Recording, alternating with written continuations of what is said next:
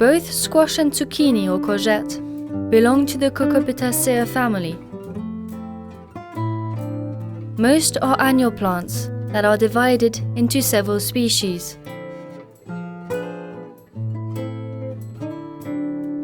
The Cucurbita pepo species include zucchinis, patty pan squashes, oil squashes,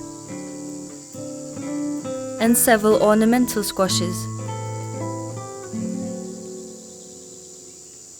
Most are bushy, the leaves are prickly and are often deeply cut. The stalks are also prickly. The seeds are curved, of a uniform greyish-white colour, and they have a white margin. Cucurbita maxima includes wild specimens which can be found in Argentina and Bolivia. It is a species with long, but not very firm, hairy vines that run along the ground. The leaves are big and hairy. They are never deeply cut and have round lobes. The fruit peduncle is also always round and looks similar to cork. It often splits and is much thicker than the stem. The seeds are often covered by a membrane that is easy to remove. They are oval and often swollen. Cucurbita machata is a species in which all plants run along the ground. They have very long and hairy zigzag-shaped vines. Their leaves are often spotted with white, have pointed tips and slight indentations along the sides. The peduncle is hard, hairy and slightly angular. The seeds are beige, oblong, and have a dark beige margin. This species needs higher temperatures than other squashes. The fruit do not always mature in cold climates.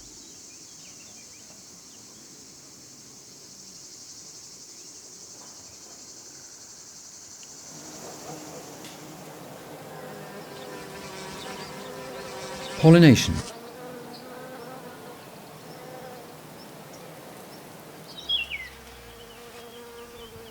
Squashes are monoecious plants, meaning that they have both male and female flowers on the same plant. The female flowers have an ovary below the petals. It looks like a mini squash and will later develop. The male flowers are at the end of long stems. The flowers open for one day only.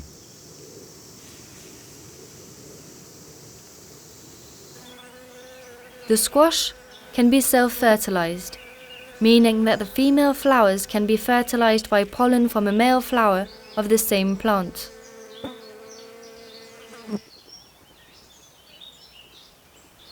However, cross-pollination is more common between different plants of the same variety and within the same species.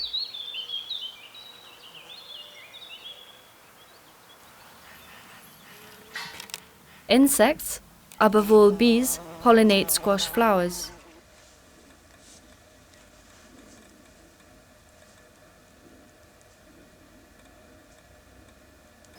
The only inter-species cross-fertilization, also called interspecifics, happens between Cucurbita argyrosperma and Cucurbita moschata. It happens only rarely with the wild Cucurbita pepo. It is therefore generally possible to grow two species of squash next to each other without there being a risk of cross-pollination. It is, on the other hand, important to separate two varieties from the same species by a distance of 1 kilometre. This can be reduced to 500 metres if there is a natural barrier, such as a hedge.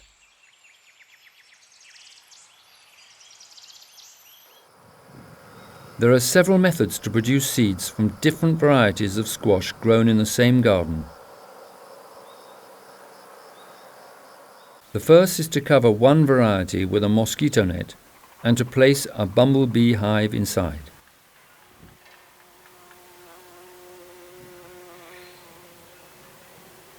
But this is difficult with the running varieties, as they rapidly fill up all of the space and prevent the insects from moving around easily. Another method is to cover two varieties with two different net cages. Open one while the other is closed on one day and the other way round the next day. Let the wild insects do their work.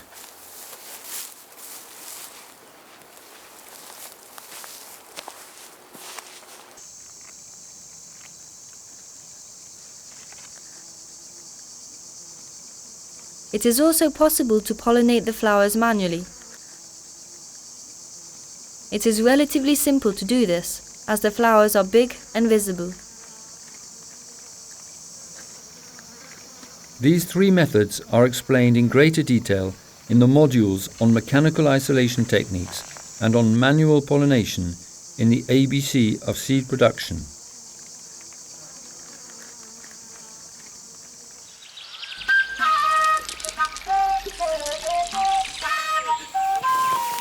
Life cycle.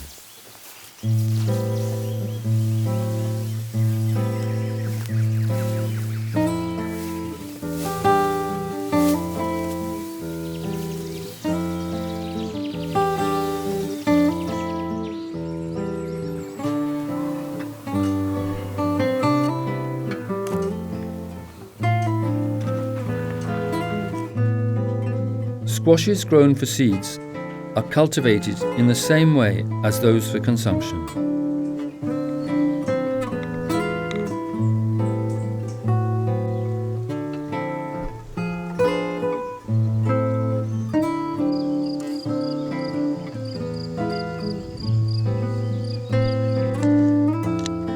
Keep at least 6 plants to ensure good genetic diversity. Ideally, grow a dozen.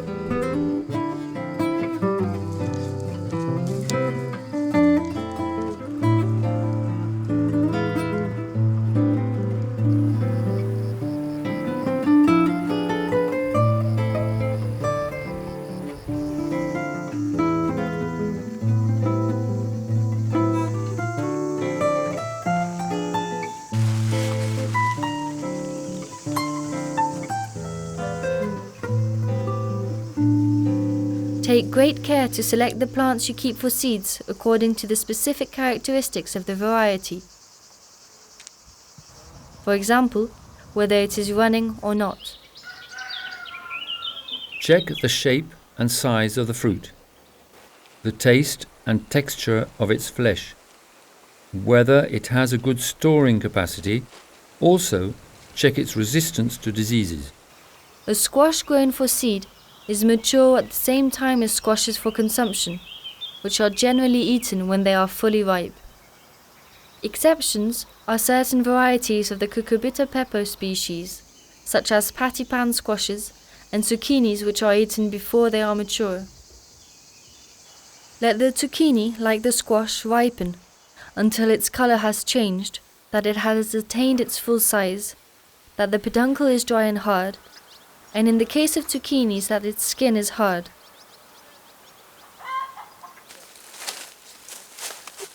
You can then harvest them, place them in a warm place, and let them ripen at least 1 month. With this technique, the seed's fertility will be increased.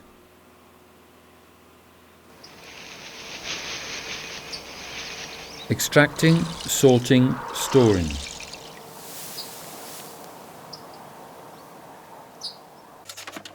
To extract the seeds, open the squash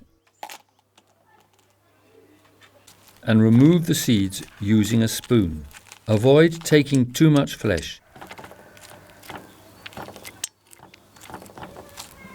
Rinse with water.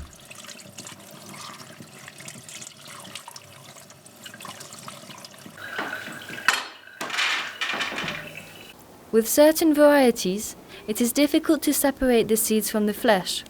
In this case, soak the seeds and flesh in water at room temperature and remove the seeds the following day.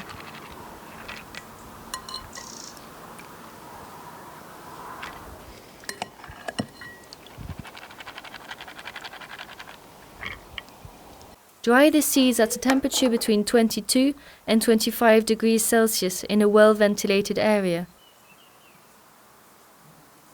To make sure the seed is dry, try to fold it. If it breaks, it is dry enough.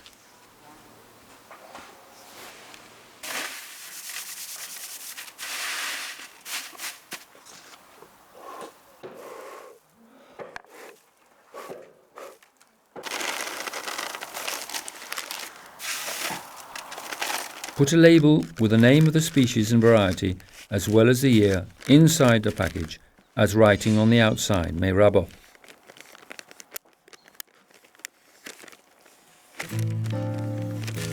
It is best to put the seeds in the freezer for a few days to kill unwanted parasites.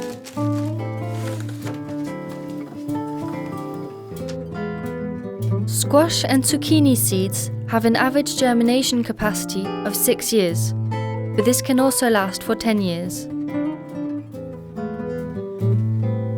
You can increase this by storing the seeds in a freezer